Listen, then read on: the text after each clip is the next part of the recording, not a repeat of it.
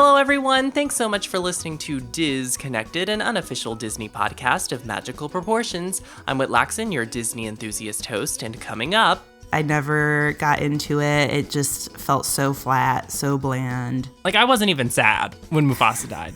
Okay. So, if Toy Story 3 was about growing up, Toy Story 4 was about being grown. I really loved the casting, especially for the roles of Aladdin and Jasmine. Hey guys, what's up? It's Whitt, back for another episode of Diz Connected. It has been a while since I've said that, sort of. And joining me, as always, is my friend and fellow Disney enthusiast, Katie Carter. Hey, Katie.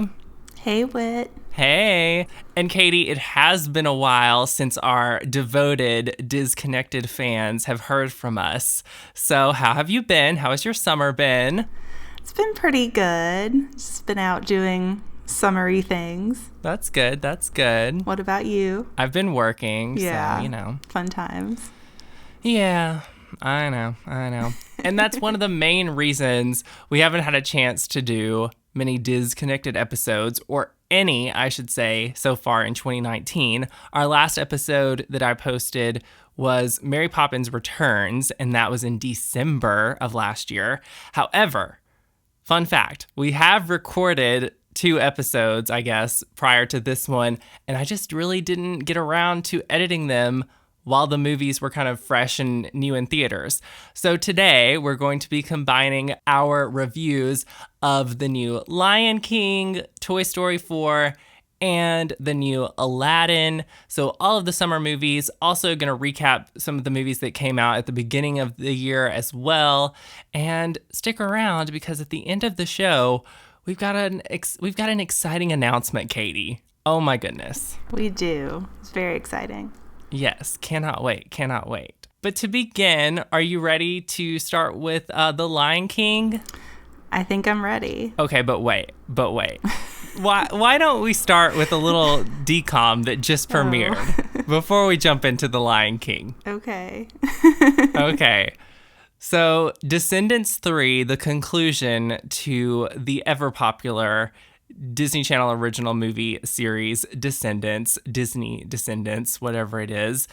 Oh man, we have not been a fan of these movies. They are truly terrible. But here was number 3, and it was a little somber because we just recently lost the actor Cameron Boyce, who died in his sleep through issues with a seizure. And that was super, super sad I woke up a few weeks ago and heard that news. So, having watched the other 2 and then wanting to kind of see him in his last role. And I grew up a little bit with him on some Disney shows there with like Jessie. But yeah, aside from that, and I really liked the tribute that they did for him at the beginning of the movie and at the end. But the movie was really bad. Pretty bad. Yeah, that about sums it up. Yeah. Well, I texted you when I was watching it, and I said, this makes Camp Rock 2, The Final Jam, look like a masterpiece. Because, wow. I mean, yes and no. I mean, this whole series definitely has like way higher production values than what we're used to seeing in a DCOM, I feel like, in terms of like the costumes and the scale of the music numbers and all that. But they're just so weird. The characters are weird. The story's weird. It doesn't make any sense. Yeah. No. I don't like it. It's really not even worth talking about. But just a couple revelations I want to bring up. Hades is Mal's father. Really? I have questions. I mean, we're just really supposed to suspend all, disbelief there because, wow. So her parents are Maleficent and Hades. Okay. They just try so hard to tie all of the new characters into existing Disney characters. Like even in the beginning when they're introducing all these new faces, they can't just introduce them by their name. They have to say like, oh, this is Dr. Facilier's daughter. Oh, this is Smee's son or whatever. Like, I don't know. It's just, I don't like it. Shmee had twins. It was so bad. It was so bad. It was so bad. I would only be interested in another one if we could have like some sort of scenes between Hades and Maleficent because I need to know what was going on there. But I need a prequel. I need the prequel. Yes. Man. All right. Well, that's about all the time I want to give to that movie because, glad it's over. And again, the tribute to Cameron Boyce was really nice at the beginning and at the end. But, and I should say, just because the movies are terrible, that doesn't necessarily mean that these kids don't have talent that are in the movie because obviously they're some of the biggest, child stars out there right now. So kudos to them for, giving it their all, and their dancing is great. But yeah, the movies are just terrible. Yeah, no, the actors are all really like super charismatic and obviously really enthusiastic about what they're doing and working together and all of that. So it has nothing to do with them. It's just the movie. Yeah. Meanwhile, the Andy Mack series finale on Disney Channel, my heart is so good. I don't know if you really got into that show like I did. No, I never watched it, but I've heard really great things about it and about it being just like a really great series for like this generation of Disney Channel viewers. So I'm really glad that they had that. Yeah. I mean, they need something. Anyway, okay. Now we will get into the main event, which is our review of The Lion King.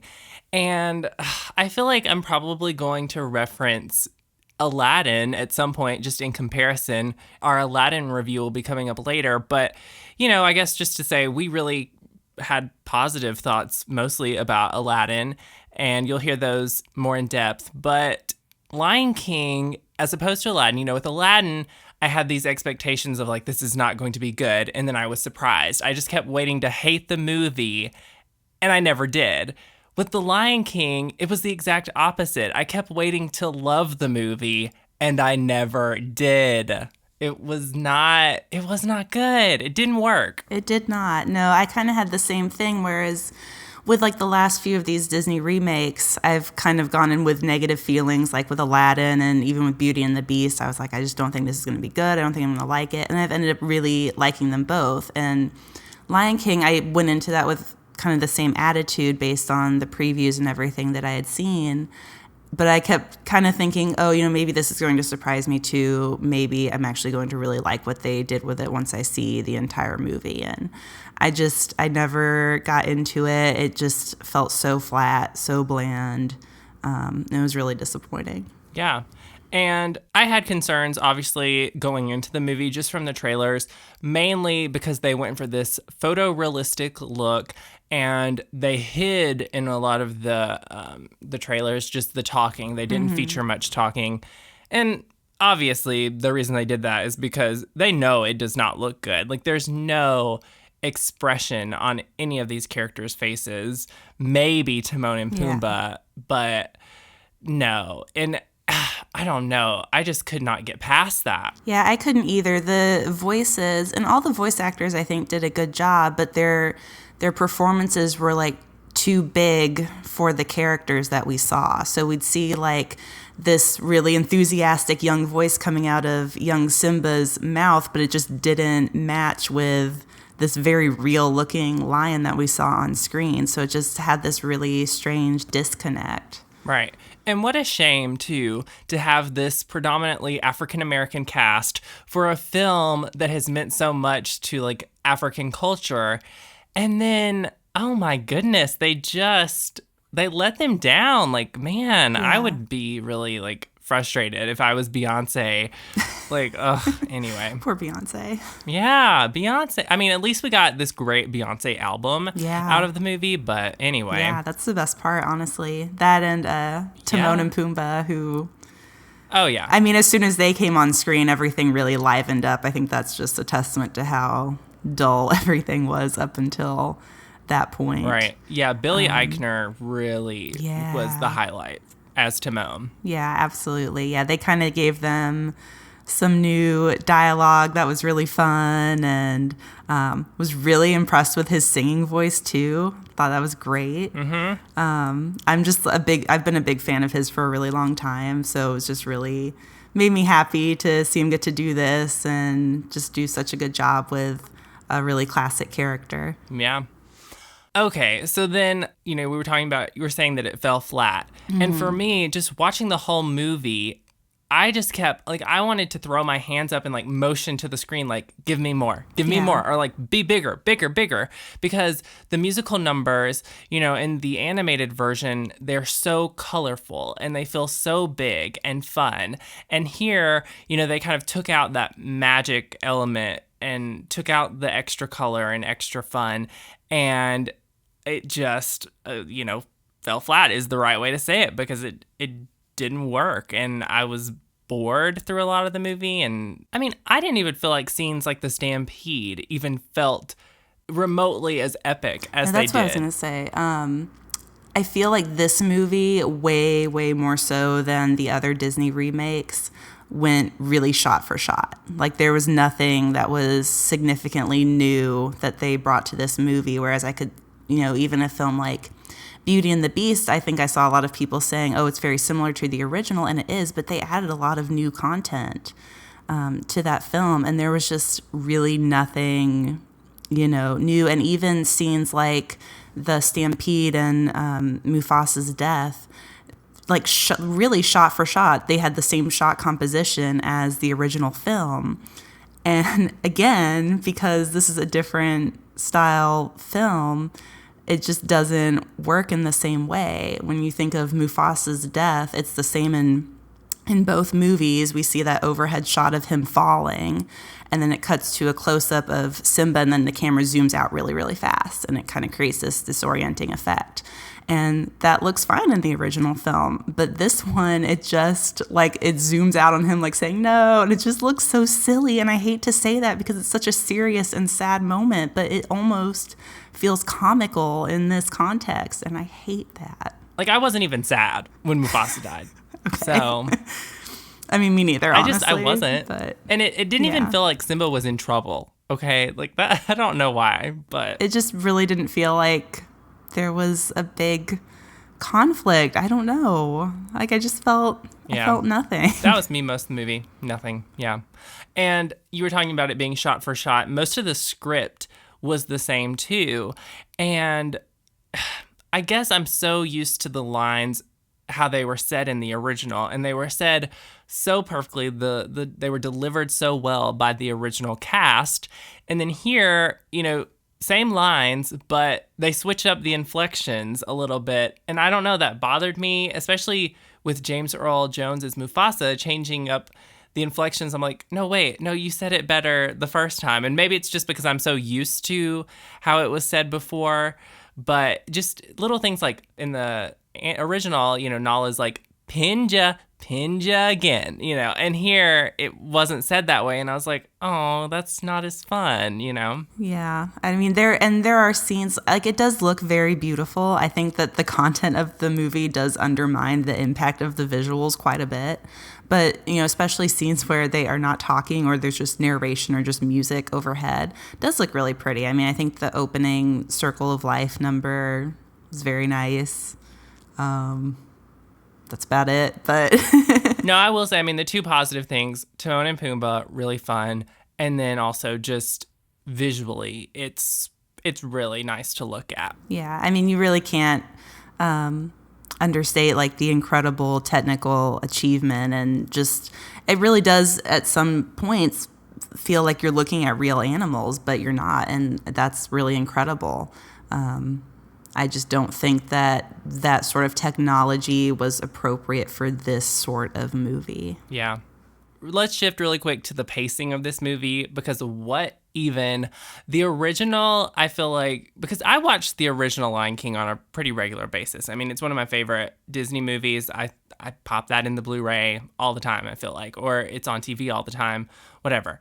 But I feel like, it's a 90-minute standard animated Disney movie. The pacing is so fast. It's so well, it's so good. This was like a 2-hour long movie, and the stuff that they added to stretch that time out, so weird. I mean, we watched... And unnecessary. Yes. We watched Simba's fur float across the savannah, float across Africa. And that was, I don't know, it felt like 10 minutes. It was probably not that long. okay, we did that, and then we like rushed through things like Simba and Nala meeting. Or reuniting. It was just like, what? Why are we rushing through this? Give Beyonce her moment here. Yeah. And then, oh, by the way, Can You Feel the Love Tonight was in the daytime. I had a problem with know. that. I know.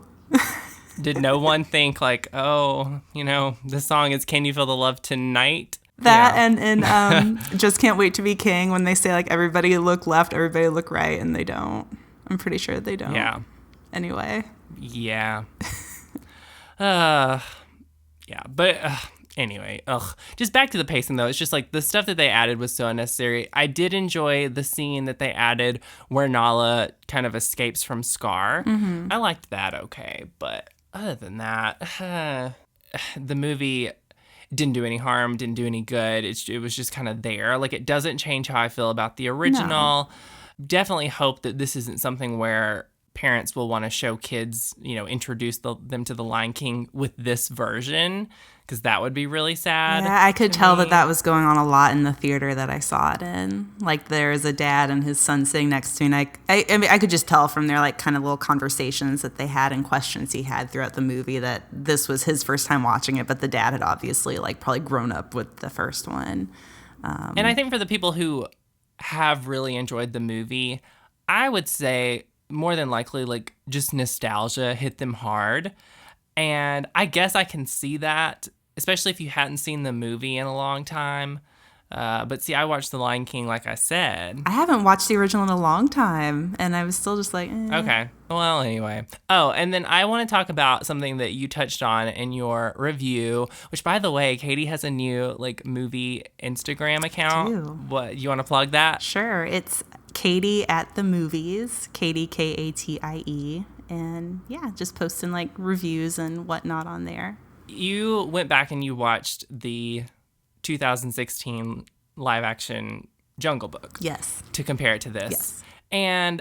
But yeah, what was like your observation from that and your takeaway? Because I liked the Jungle Book a lot better, and I feel like the photorealistic look worked there, and also it wasn't so photorealistic to me. It didn't seem like. Anyway, that was my what's your take? Yeah, I was gonna say that was my big observation. And I think it looked so real when it first came out, but now that we have this Lion King movie and can compare the two, you can really see how much more real the Lion King is compared to Jungle Book. And Jungle Book still looks amazing, but when you look at the animal characters' faces, like, there is just a little bit more exaggeration of the features. There's a little more like elasticity in their movements and when they talk and everything that makes the performances so much better, so much clearer, so much more effective than it did with Lion King. And I think if they had just like dialed back that realism in Lion King just a little bit, it could have had more of the effect that Jungle Book had. And, Jungle Book has the benefit of like a human character too for them to interact with. So I think that makes a big difference. In conclusion, skip The Lion King 2019 live action, whatever you want to say, remake. Skip it. Skip it. Watch the other ones. Yeah. Watch Lion King 1.5 before you watch this one. Yes. 2, 1.5, everything. Although I will say, if they did want to remake Lion King 1.5, I wouldn't be mad because, again, Billy Eichner yep. and Seth Rogen, yep. Get them back. Yeah. Be great. Yeah. Before we move on to the Toy Story 4 review that has been previously recorded, any thoughts on Spider-Man Far From Home? I haven't seen it yet, so just something quick you want to say about it? I thought it was, decent and entertaining. I think that they kind of played up the idea that it was going to focus so much on the characters dealing with the aftermath of what happened in Endgame, and I think they kind of let us down in that regard with a lot of the characters. But overall, it's a nice follow-up to that, kind of wraps up some loose ends and, takes us into like the next era of Marvel movies. So, and Tom Holland's great. Phase 4. If you like Tom Holland's Spider-Man, I think that you will very much enjoy this movie. And I was really impressed with Jake Gyllenhaal as the villain as well. So, yeah. And now here is our review of Toy Story 4, followed by other things. Toy Story for the new Disney Pixar film. We've seen it. And yeah, why don't you start us off with your synopsis as always? Toy Story 4, of course, all of Andy's toys are back, but this time they belong to Bonnie, who's this little girl Andy gave them to at the end of Toy Story 3. And at the beginning of this movie, we see that Woody is actually not one of her favorite toys. She doesn't play with him as much as the others. And she is starting kindergarten. So at kindergarten, she ends up making a little toy that she calls Forky out of a spork and some pipe cleaner. And because she created this thing and made it her toy, Forky kind of comes to life in the same way as the other toys. And he has a bit of an identity crisis because he was like taken from the trash. So he believes he's trash. Woody has to convince him that he's a toy and he's very important to Bonnie. And Woody really takes it upon himself to like convince Forky that he needs to stay with Bonnie.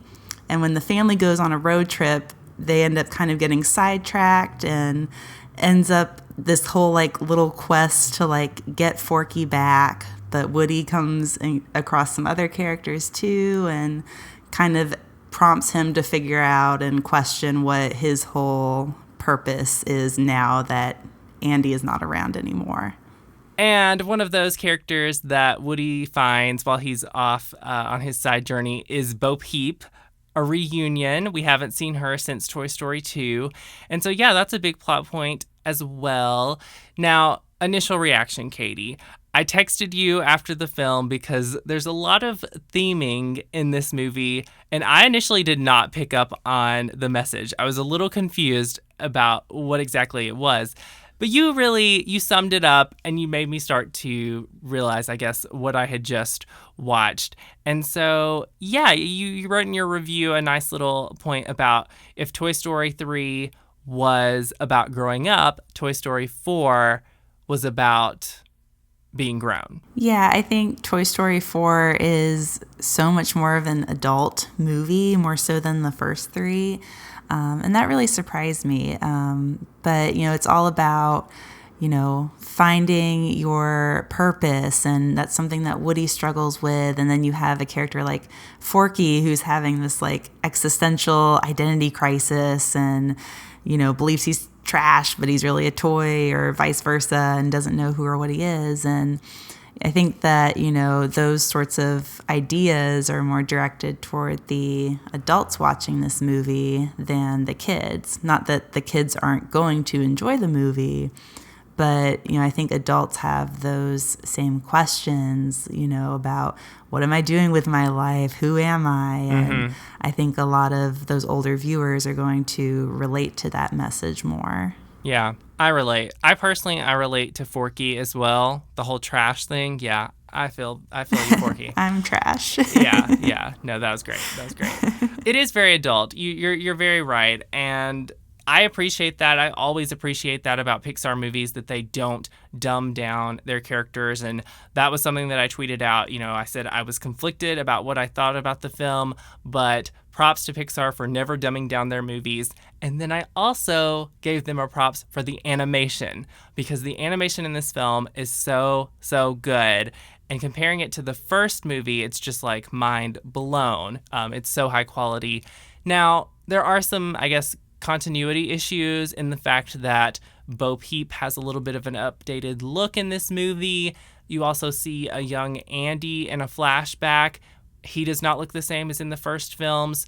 But in the theater, watching it in the moment, it didn't bother me. I think watching them all back to back, it might bother me a little bit. But anyway, for the time, like in the moment, watching the movie, it didn't bother me at all. How about you? I'd love to hear your thoughts on the animation, because that's your area of expertise. It's really good. It's really, really good. It's just some of Pixar's best animation work. And, like you said, when you compare like side by side the first movie with this movie, the progression is just unreal. And, like you said, I think if I was to watch them back to back, maybe it would be, but I don't think it would be enough of an issue to, impact my enjoyment or, make me confused or anything like that. And I think that they're just able to do so much more with technology now that they were able to, go back and make those tweaks to make those characters, even better or more real and, give them more appeal and personality in their design. So yeah, I mean, it really, I see the little differences, but I don't think it's enough to, bother me at all. Right. And one thing that I was thinking about is how in the first two movies, Bo is not the most three-dimensional character of the cast of characters.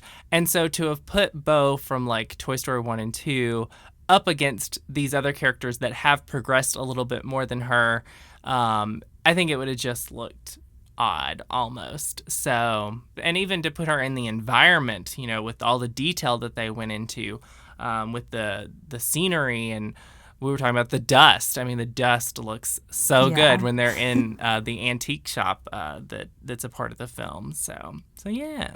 Let's talk new characters, because we have Forky, of course, and I liked Forky. Who's the actor who voices him? Tony Hale. Yes, loved the voice performance, because I loved that guy, and I know he's in Veep and some other adult shows, but I loved him in Love, Simon last year as the assistant principal. So he did a great job with his voice performance. I enjoyed Forky. One thing I will say about comparing it already to Toy Story 3, there were new characters introduced in, 2 and 3, really. Of course, 2, we have Jessie and Bullseye, and it's they just became automatic, part of the family. But then even in 3, there were tons of new characters that I felt an immediate connection to in a way that I didn't feel with these new characters. So, in the last film, I loved Trixie and Mr. Pricklepants and Dolly, but I didn't have that same connection to these new characters like Forky, and there's also Ducky and Bunny, and of course the villain in a way in this is Gabby, and I was really not a fan of her. I don't know, I didn't love these new characters quite as much. They didn't feel like characters that I'll be thinking about and caring about for years to come. Yeah, I mean, some of them just felt kind of thrown in there a bit, like Ducky and Bunny, and they're voiced by Jordan Peele and Keegan-Michael Key, and they're so funny together, and they do provide some nice comic relief at times, but I also feel like they were kind of unnecessary. They didn't really do a whole lot else, and I think you can say the same about a few of the other characters. They do manage to kind of give them enough backstory and everything so that they fit into the overall theme of, finding your purpose and all of that. We see that with, Duke Kaboom, who's another new character. We see that with Gabby.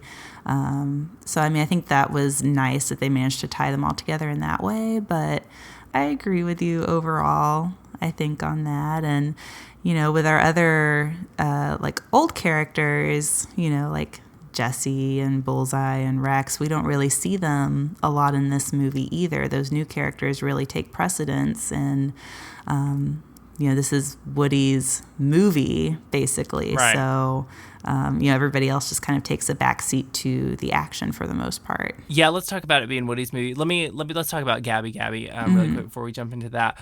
Gabby especially, I had a problem with, I think, and it was just because there was a point where they wanted us to, I guess, feel for her or start to like her, but I just never did. I mean, to me, she definitely came across as a villain, and then she stayed that way because, spoiler here, her purpose or her plot line is that she wants to get Woody's voice box so that she can have a voice and the little girl will want her or whatever.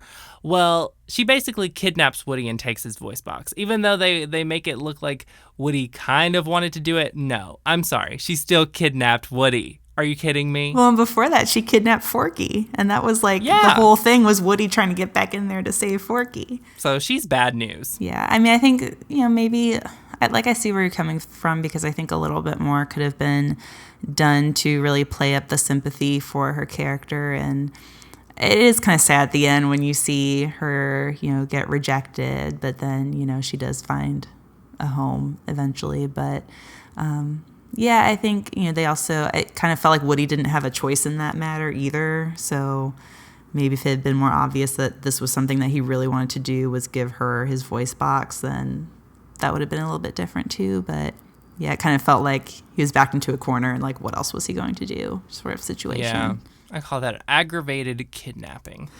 Okay, so anyway, well, Woody, I mean, this really is Woody's movie. I mean, more so than any of the other films, this is Woody-centric for sure. I mean, even like the first movie, I would say kind of a buddy cop film, second movie ensemble, third movie ensemble, and this just really felt like Woody's movie, and the other characters took a backseat for sure. Even Buzz. Yeah, I mean, even, I would say Woody and Buzz were, at the center of the previous three movies, but they were still, really ensemble pieces. And, Buzz isn't as much a part of the action here. We don't see as much of those other toys who belong to Andy as well. And, it is nice to, get this story that's really focused on one character. It's kind of different, but, with some of those other characters, I feel like even though we see them in this movie, Toy Story 3 was still more of a better conclusion for their story because they really don't get to do a whole lot here. Yeah, and that's really been the big conversation of this film. Was it a necessary addition to what some would say is a perfect trilogy, like one of the best film trilogies of all time? Like you look at the first movie, great. Second movie, just as good. Third movie, just as good. I mean, you don't see that often in movies where the sequels are just as good, if not better, than the original. And so, yeah, I mean, we'll jump into that question. What do you think? I mean, I personally don't think it was necessary. I don't think it was necessary either. I think it was good. And I do think that they found something important to say with these characters. So it doesn't feel like a throwaway movie, which I think was part of what a lot of us were concerned with. I mean, they actually do have an important message, but at the same time, the series could have ended with Toy Story 3 and that would have been perfectly fine. All of those stories kind of wrapped up there, and this is just providing us with new information and providing more closure for Woody, even though like we still saw him get some closure in Toy Story 3, so it's not like we necessarily needed to see more. But yeah, I don't know, like we didn't need it, but we have it, so I'm okay with it. I guess it's definitely my least favorite of the franchise, and I will say, just to go ahead and spoil the ending and just reveal how it does end so that we can discuss it. I mean, Woody leaves the rest of the gang and decides to be a rogue lost toy with Bo Peep. And for me, I think that would have worked better if there had been sort of a good balance between him wanting to find his new purpose and him falling in love with Bo Peep. Because I just did not feel a huge connection in this movie between him and Bo Peep. And yes, obviously I know from the other two films, like, he and Bo were in love, and like he saw like Bo always kissing him, and he's like not in front of Buzz. Like I remember that. And then there is a flashback at the beginning of this movie, but for whatever reason, like I just did not feel like that was strong enough for him to want to go stay with Bo, aside from the fact that he wanted a new purpose. And Buzz even says to him, he's like, she'll be okay. Bonnie will be okay. Go be with Bo, and it's like, oh, I don't know, They could have like played it up a bit more in some of the scenes, but I think that there were like a couple individual scenes that were really sweet between them. And I think that flashback in particular, we see, Bo is being given away, and Woody was actually ready to get in the box with her and leave with her. And she says, no, Andy still needs you, so you stay, I will be okay. So we know at some point in their past, he was willing to leave everything behind and go away with her. So I think when you take that into account, it does make a bit more sense that, now, okay, Andy's gone. He doesn't really know what he's doing anymore. So now he has this second chance to go away with Bo Peep, and he takes it. There were times where I was questioning things that these characters were doing, and I'm like, this feels out of character. And I would even say that that's something where in that flashback, it's like, Woody wanting to go with Bo, really? I mean, he's so dedicated to Andy. I don't know that he would have gone with her in that moment. So that was but weird. He And loves then her. another moment. Yeah. Okay.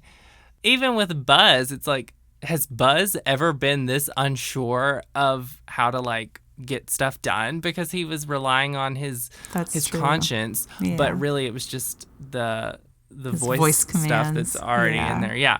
So just weird things like that to me. And I feel like that was Woody's fault, though, because Woody was the one who was like, oh, there's like this voice inside my head telling me what to do. And Buzz is like, what? Yeah. And just totally like misinterprets that whole situation. But yeah, I see what you mean. We also never addressed the fact that Bo Peep, like, just all of a sudden became this superhero, basically, because that happens in the flashback. And then it also happens like when we come to see her present day. And it's just like, why didn't we at least acknowledge, like, oh, Bo has really, like, stepped up her game? Because she was never doing any of that stuff in the first movie. So, yeah. I think she's so cool, though. I mean, I love what they, even though we didn't get much explanation for it, I still love what they did with that character. And oh, yeah. Girl cool. Power. Yes. I did get chills at the end when the characters split up, but I definitely didn't get emotional like Toy Story 3, you know? Yeah, I got a little bit emotional, but I would say not on the same level. And I also feel like they almost need to prolong that moment for just a little bit longer because, you know, they're saying goodbye and then it's all of a sudden, oh, wait, the van's leaving without us. We got to go. And then Buzz and all the others are gone and Woody and Bo are left behind. So it felt like they kind of rushed through what should have been a really big moment for those characters. I didn't love it. It is good. It is solid. The message is there. I get it. But I don't think I loved it. But I would say see it. You got to see it, right? Yeah, you have to see it. I mean, it's probably the weakest of the four, and I hate to say that, but that doesn't mean that it's bad. It's still a good movie. And all the characters are there. You're going to have some nostalgia feels from time to time. And the actor, I'm forgetting all the actors today, but Mr. Potato Head, they used... Yeah, Don Rickles. Don Rickles, yes, thank you. They used recorded voice work from him. He has passed since number 3. And so they used previous recorded work and, didn't have a new actor come in or anyone do the voiceover for that. So he didn't say much, but... Did you stay through the end of the credits? I did, but I didn't stay at the very, very end. Okay. At the very, very end, they had like a little dedication to Don Rickles and then one of the animators who also had passed away. I did stay for midway through the credits, and Forky got a girlfriend, so... Oh, yeah. That was something. Good for Forky. All right, and moving on now to Disney's new live-action Aladdin. We both saw Aladdin. We did. Yes. Yes. I won't make you do a synopsis because it's basically the original animated film made over into live action. True. Pretty much. So spare you the synopsis today. Well, thanks. But, overall, I was genuinely surprised by this movie. I think leading up to it, I was worried about this more so than any of the other live action remakes that are coming this year. I was more worried about this just based on the trailers, everything. It just looked rough, but I got excited. Somewhere along the line. And then also started getting worried again when they started releasing clips of Will Smith singing. But anyway, like I said, genuinely surprised. What was kind of your initial reaction? My reaction was kind of the same, actually, because I was very worried about this movie pretty much the entire time. Like, I was kind of into, I think it was the second full trailer that they released. But again, like you said, once they started releasing other clips, it's like, I don't know, it seems kind of rough. And actually the day before it came out, there was this radio ad for it on one of my local radio stations. And it was just like the local DJ going on and on about this movie for like 2 minutes and saying like, oh, it's like Disney's most diverse cast. And they did this worldwide search for who's going to play Aladdin. And it just sounded so desperate. And I was like, oh no, I've never heard this type of ad for a film on the radio before. What the heck? But the movie started out rough for me, but once we really got into it, I'd say maybe like a third of the way into the movie, I really started to enjoy it, and I had a good time watching it. And I would say there's more good things about this movie than bad things overall. I think I may have enjoyed it from beginning to end, actually. Now, I did have issues with it. Yeah. It wasn't flawless by any means. Before we jump into specifics, though, just want to back up and talk about the original animated movie. Were you a big fan of the 1992 Aladdin growing up? Oh, yeah. It was one of my favorites. I watched it all the time. I don't remember the first time I saw it. I do, strangely enough, remember the first time I saw the sequel, Return of Jafar. Okay. But that's another story. But I watched that a lot. I watched the TV show a lot. Like, I was just very into that story and all of those characters. So, yeah, I've been a really big fan of Aladdin for, like, my whole life, it feels like. Yeah. Well, I mean, it was a big hit back in the early 90s. Yeah. And when you think about it, it was one of those key 4 movies of the Disney Renaissance for Mermaid, Beauty and the Beast, Aladdin, and The Lion King. And so, yeah, it's just crazy to think of how big and successful that original film was. Of course, Robin Williams, the untouchable performance as the genie. And so, you know, now to do this live action remake, I think that was kind of the biggest question everyone had was like, who is going to be able to fill those shoes? Is Will Smith going to even be able to come close to that performance? And so, yeah, we'll talk about that. But I was not a big Aladdin fan. We didn't own the movie growing up, so I didn't watch it that much. My elementary school had a copy, and so for whatever reason, whenever we would have a movie day, that would be like the go-to movie, just because that was in the library. So it was like, oh, we're going to watch Aladdin. So I would see it then. I did see the TV series. I remember seeing the sequels on Disney Channel, I believe. And then when I was like 12 years old, I got to play Aladdin in a community theater production of Aladdin Jr. And that's really when I more so got into Aladdin and just had more of an appreciation for the movie. And so yeah, Aladdin definitely holds a place in my heart for that reason. And it was a good time. I posted a little throwback on social media, of course. But, you know, yeah, so didn't have that attachment as a young child, then maybe more so like tween years got into Aladdin. And now I enjoy watching it from time to time, for sure. But anyway, 2019 live action remake. What'd you like, Katie? What'd you like about it? I really loved the casting, especially for the roles of Aladdin and Jasmine. Mm-hmm. I thought Naomi Scott and is it Mina Masad? Mina. It's probably Mina. I should probably know that. But I thought they were just so perfect for those roles. I think that they did a good job with, you know, not just the musical numbers, but really embodying the characters. They had great chemistry with each other. And there were even like a few moments, like I remember when Aladdin first dons like the Prince Ali garb and he kind of gave this little smile and it just completely was reminiscent of the animated Aladdin. So I thought that they just did a really good job. But, you know, I overall really liked Will Smith as the genie too. Obviously, it's not the same performance as Robin Williams. He doesn't try to imitate that.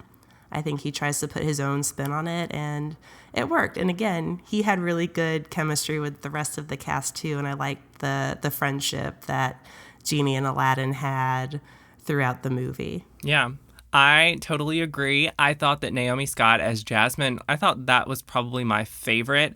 I think a lot of that has to do with her singing voice was superior to the rest of the cast. Yes. Will Smith, I was not mad about it. He surprised me a lot. Like the whole movie I was saying surprised me, but I mean, I was really surprised by his performance and I found myself liking it a lot. And I think overall, I just was waiting to hate the movie and hate something about the movie, and I just never did.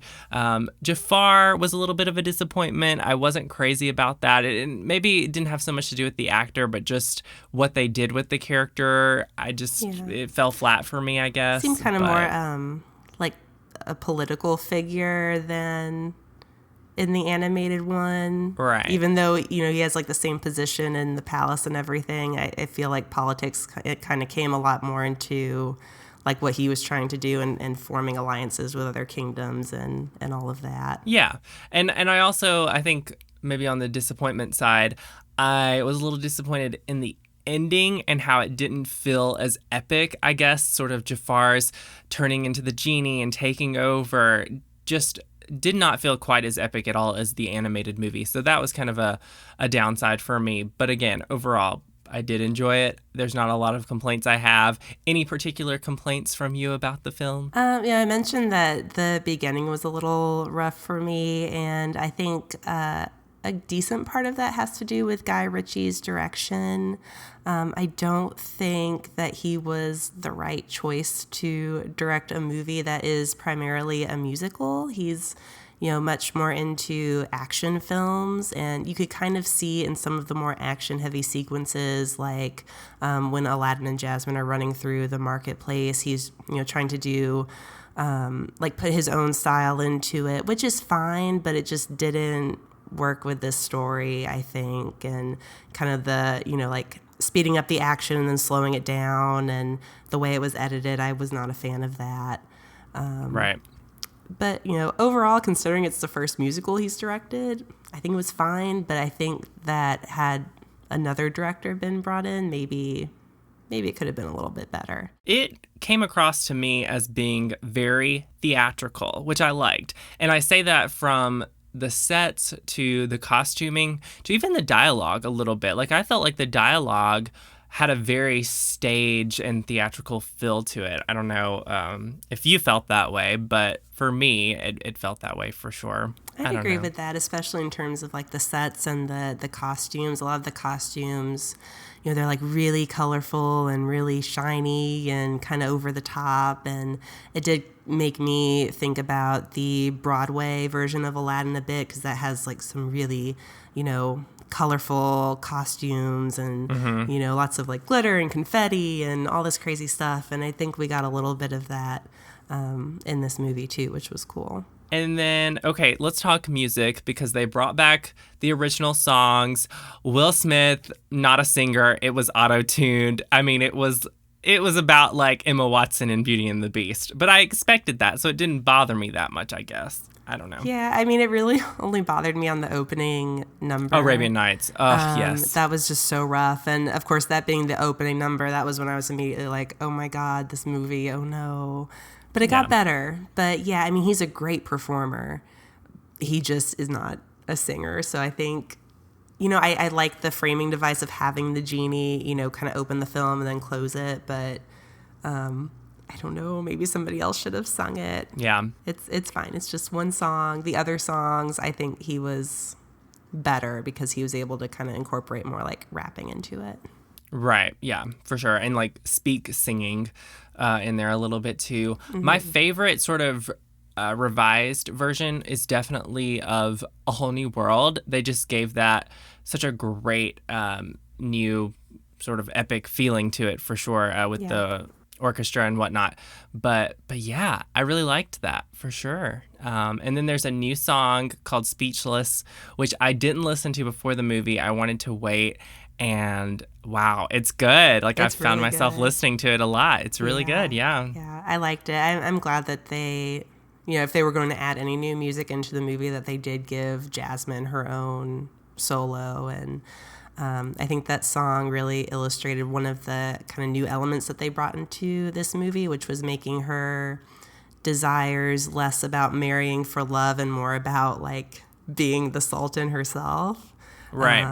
In this, political world that's very dominated by men. So I thought that was a really nice update, and that song reflected that really well. Yeah. And I wrote down here, I think they only scratched the surface of Jasmine's kind of wannabe Sultan storyline. Yeah, and I mean, that song did a lot for it. But I was like, man, can we go a little deeper into that? Because I liked that direction that they were going. But like I said, I feel like they only scratched the surface of that. So yeah. I think I saw somebody on Twitter or something comment on that and say, they could have focused more on that and called the movie Jasmine, and it would have been more interesting probably. So yeah. I mean, they definitely could have gone further, but I still thought it was cool. It added another nice dimension to her character. Definitely. And then, is it Nasim Pedrad from SNL who played Dahlia? Oh, yes. The servant. Okay, Yes. so she's kind of really the big addition to the cast and the new character. I thought she was hilarious, and I enjoyed that new character being added. I don't know. What do you think? I liked her character, too. I thought that she had good comedic timing. She was really funny. She was like good comic relief without being like too much, you know? Mm-hmm. She does have like a little romance with the genie. And that to me was weird only because they didn't really develop it at all throughout the movie. Like we see them in like one scene, he takes her for a walk. And he's really only doing that to kind of like get her away from Jasmine so Aladdin can go meet up with her. And he seems like distracted the whole time he's with her. And then the next time I think we really see them together again is at the end of the movie when all of a sudden they're like, oh, we're going to like go off together and get a boat and we're going to have 2 kids and it's going to be great. And I'm like, where did this come from? What in the world? Mm-hmm. Yeah, that was just weird to me just because, you know, they didn't like fill in the gaps or make it seem like there was any sort of progression to their relationship there. Yeah, I thought about that too, and I kept thinking there had to have been some deleted scenes with them, because otherwise it's just like, what was the point of that? Right. And again, with kind of, you were talking about kind of the bookends with Genie starting the film and then ending the film, and we get this new element that Genie gets married and has kids once he's free, and so, you know, spoiler, but I thought that was a nice touch. I think. I like that. I mean, because he does become human, and it's nice to see him like going off and, you know, living a very human life that he's always wanted to live. Yeah. So yeah, I did like that. I just feel like, I don't know, there could have been a little bit more meat to it. And in compared to the other live action remakes, you know, for me, this was the most fun of them so far. I think that's fair to say, for sure. Ranking it, I mean, Cinderella is still number one for me. Don't even ask me to rank them. But Cinderella is number one for me. Jungle Book 2. And then I think this would be like a close third place between like Beauty and the Beast and Aladdin. So, yeah. Yeah. I mean, I think it's up there for sure. I mean, I feel like the last couple live action movies have been more of a letdown. So, so this was nice. Mm-hmm. But yeah, I say see it. Yes, I do too. See it. Well, on to our mid-year recap now. Let's hit some movies. We don't have to get super in-depth with any of these, but just looking back at the Disney films that have come out so far this year, Katie, Dumbo, I was not a fan. Me neither. Me neither. And I was looking back on Twitter to see if I had tweeted about it so that I could remember what I even thought. Didn't even bother to tweet about it. Yeah, I didn't tweet about it. So, but it was so lackluster, you know? Like it just was. And like the original Dumbo, it's so emotional, and like I didn't even cry during this. I didn't even like have a single tear. And the Dumbo is so cute and everything, and it should be, you know, a sad story in parts, but I just didn't feel that. And they tried to do it, I think, a bit too much with some of the human characters who were not that interesting. Right. And I mean, here's a spoiler, but like a trapeze artist is going to ride Baby Dumbo. Really? I just couldn't get past that. I think it had like the most room for them to do something cool with it, just because the original is so like simplified and it's only like an hour long, but they really just didn't take it in any sort of, you know, interesting or exciting direction. And it was Tim Burton too. Like, I always expect a little bit more from Tim Burton. It definitely had like that look and feel of some of his movies, but I wasn't feeling it. So sorry, Dumbo. Yeah. Can't recommend that one. Moving on to Marvel movies, we had Captain Marvel first, and I really enjoyed Captain Marvel. How about you? I was a little bit disappointed. I was expecting a little bit more, especially, you know, it's Marvel's like first female-led superhero movie, so I was excited about that. But I thought it was overall just okay. You know, I thought like a lot of the jokes didn't really land, and I don't know. I just couldn't really get into it as much as some of the other films. But I love Brie Larson. really excited that she's Captain Marvel, and the character is really awesome. And I will say really quick also, I really liked the friendship that she had with her fellow pilot, whose name I'm blanking on at the moment, but it was really nice to just see like a solid like female friendship from this movie. That was great. Right. Yeah. And I can see what you're saying with the average part. Like, it didn't feel like, it felt like to me a movie they just had to get out before Avengers, you know? Like, it didn't feel like this huge, like, standalone piece. Yeah. So I see what you're saying about that, but I still enjoyed it for sure. And then on to Avengers Endgame. Okay. So, yeah, this was the one we were waiting on. This is sort of the end of this chapter in the Marvel Cinematic Universe. And so, your thoughts, Katie? Thought it was pretty average. Okay. All right. Yep. I think my biggest problem with this movie was just character consistency. I think with some of the main heroes, their portrayal in this movie didn't match up to what we've seen from them in earlier movies and other things in the timeline. So that was kind of bothersome, especially when I went back and thought about it later on. And and I feel like it didn't really flow that well. Like, it felt like it was kind of like three completely different movies in a way. Like, they each had a very different tone. Mm-hmm. But there were things I liked about it. Like, I liked the time jump. I thought that was a really good idea. Yeah. There were some really great epic moments that I think are just going to be really iconic from now on. But I mean, it's a great, like, summer movie, a great crowd movie, really good to watch in the theater with other people. Yeah, I mean, I don't really have a ton of thoughts. I'm not the bigger Marvel fan between the two of us. I just go see these movies. I haven't even seen every single one of them. But just some maybe negatives for me. I got a little confused. It wasn't because of, like, I didn't understand things from not seeing the other movies. It was just, like, I got confused by some of the time jump stuff. Like, I was really trying to piece stuff together. Like, how is this working out? Anyway, I'm not gonna even like go there because and I think with like any sort of like time travel situation, like it never really makes sense, and you do have to suspend your disbelief a lot, and I'm fine with that. But this movie really does have like some aspects to that where I thought about it and I was like, wait a minute, but that doesn't make sense with what they just did, and how is that gonna work, and what? So, yeah. Okay, well, I'm going to quit questioning it because, anyway. We are back to our present day recording. I don't know what you want to say, but we're back to recording like we were at the beginning when we did The Lion King. Okay. And so, yeah, we have an announcement. I teased that at the top of the show. So, Katie, where are we going to be going in like less than 15 days of recording this? Oh my God, less than 15 days. We're going to Disneyland and D23. Yes, Yay! we are. I'm so excited. I'm so excited. I've never been to Disneyland. I've never been to D23.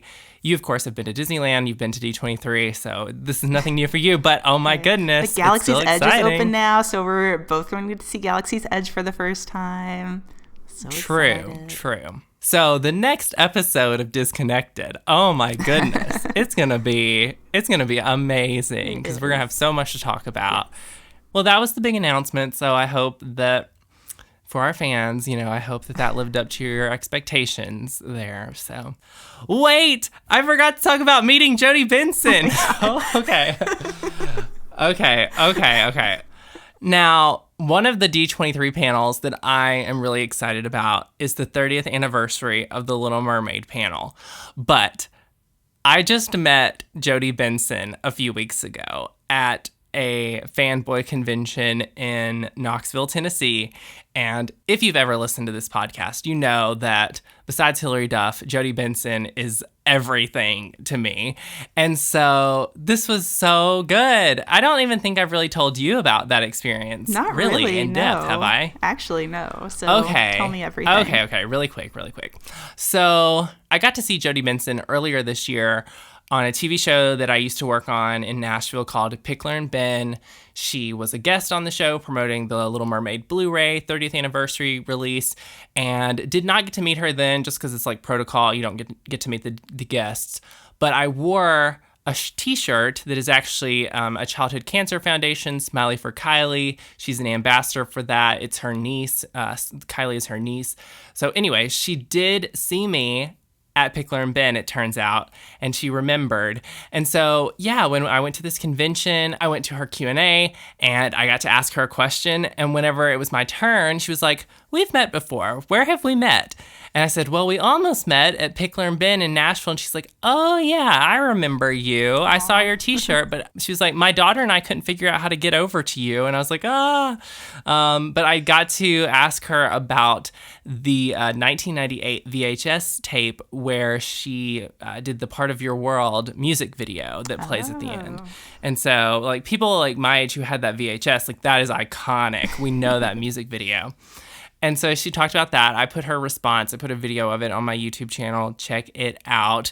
And also, I loved her response to the casting of Halle Bailey for The Little Mermaid live action remake. She was just saying, how, well, first of all, like in our Q&A, she was just saying how, it doesn't matter what the skin color of this character is going to be. They are going to be focused on telling a story. And she said that and which I loved. And then she said that what she's most looking forward to is actually seeing how they do all the underwater sequences. And I'm like, yeah, that's something I hadn't really thought about that much, but yeah. True. So, but yeah, it was amazing. And then she actually called me backstage after her Q&A, after she sang Part of Your World. And we took a photo together backstage. She took a photo of me on her phone. That picture that she posted on her social media with me and her, that was from her phone. Okay. That wasn't from my phone. I know. And then I got in line and did an actual professional photo with her. And then she signed some artwork at a signing thing. So it was great. It was great. And it was a nice little preview, I feel like, of kind of what to expect at D23. I mean, I know D23 is going to be a much bigger scale, but still. Nice. I'm so glad you got to go to that. I know. Mark that off the bucket list. I mean, that's literally like top 2 on the bucket list. Number 1 being Hilary Duff. So when Hilary Duff comes to D23 to announce the Lizzie McGuire reboot, I mean, I'm going to pass out. It's going to be fine. Okay. And thanks so much for listening to this episode of Disconnected. Katie, thanks so much for joining me as always. Thank you for having me. Of course. You can find mine and Katie's social media links in the description below. And until next time, have a magical day, and I'll see you real soon, folks.